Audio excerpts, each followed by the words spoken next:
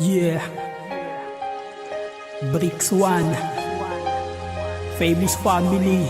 Ano ba itong nadarama? Halos di makahinga. Sa tuwing naaalala ka, mukha ko'y di maipinta. Mga munti mong alaala at mga larawan na hinuhugutan ng lakas sa tuwing ako ay may problema. At ito ang dahilan kung bakit namimiss kita. Kaso ang tanong ko lang, ako'y namiss mo rin kaya? Mga tawanan at lambingan ay di ko malilimutan. Dahil lang katulad mo ay di ko kayang kalimutan. Ang kasaran at harutan na uwi lang sa iyakan. Nang sabihin mo sa akin na ika'y magpapaalam na mangingibang bansa ka at doon na maninirahan. At ang pagbalik mo dito ay wala ng katiyakan. Ang puso ko'y lumuha sa biglaan mong paglisan. Dahil di ko matanggap na ako'y tinalikuran ng isang babaeng minahal ko ng lubos-lubusan. Kahit ikaw nang iwan, di kita kayang kalimutan.